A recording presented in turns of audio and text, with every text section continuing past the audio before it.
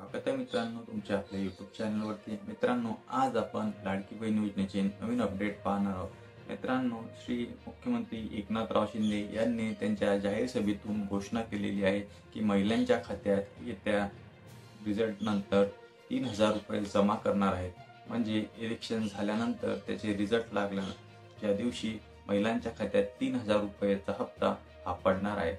कोणकोणत्या महिला यासाठी पात्र आहे आणि कोणकोणत्या महिलांच्या खात्यात हा हप्ता पडणार आहे, तर सविस्तर माहिती या व्हिडिओमध्ये आपण पाहणार। मित्रांनो, ज्या 8 बँका आहेत त्यांना सर्वात आधी हा हप्ता जाहीर होणार आहे।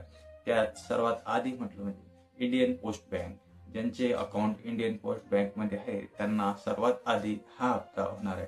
कारण की डीबीटी थ्रू हा हप्त्याचे वितरण होणार आहे, तर याचे सर्वात आधी इंडियन पोस्ट बँक यामध्ये पडणार आहे। 2 नंबरला जी बँक आहे ते म्हणजे स्टेट बँक ऑफ इंडिया।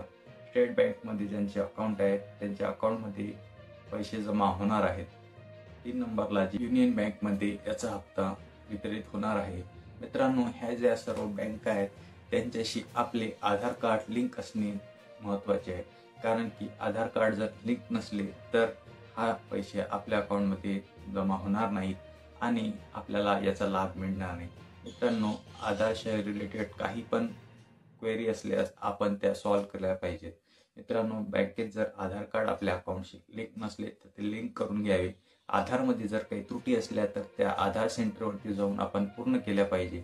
आधारला मोबाईल नंबर लिंक असणे महत्त्वाचे आहे। आधारवर जर आपले अपडेट आले असेल तर अपडेट करून घेणे हे महत्त्वाचे आहे।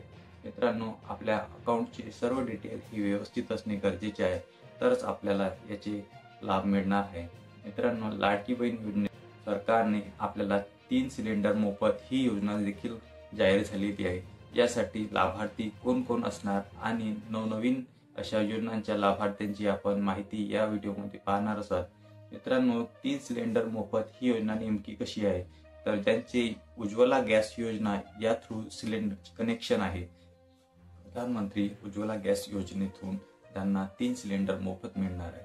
अशा लाभार्थ्यांची यादी आपण त्याच्या संकेतस्थळावरती पाहू शकतो। मित्रांनो, ज्यांचे सिलेंडर उज्ज्वला गॅस योजनेतून रजिस्टर्ड आहे किंवा ज्यांनी त्यातून आपले सिलेंडर घेतलेले आहे, असे HP असो, भारत पेट्रोलियम किंवा इंडियन गॅस असे कोणतेही सिलेंडर असले, आपण जर सिलेंडर भरायला गेले तर ते पूर्ण रक्कम आपल्याकडून घेतील, बहता त्याची सर्व सबसिडी आपल्या अकाउंटमध्ये जमा होईल। म्हणजे जर सिलेंडर 900ला असेल किंवा 800ला असेल तर तेवढी रक्कम आपल्या खात्यात जमा होणार आहे। म्हणजे वर्षाला तुम्हाला 3 सिलेंडरची हे सबसिडी आपल्या खात्यात आता जमा होणार आहे।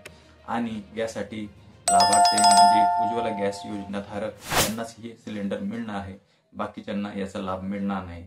मित्रांनो, आता इलेक्शनचा पिरियड चालू असल्यामुळे अशा आपल्याला नवनवीन योजना मिळतात। यात आपले डॉक्युमेंट आणि आपले जे कागदपत्रे आहेत त्यांची पडताळणी होते। त्यात आपले जर त्रुटी निघाल्या तर आपण त्या योजनेचा लाभ मिळत नाही। असे आपले डॉक्युमेंट व्यवस्थित ठेवणे हे आपले महत्त्वाचे आहेत। मित्रांनो, अशाच नवनवीन व्हिडिओच्या माहितीसाठी चॅनलला सबस्क्राईब करा।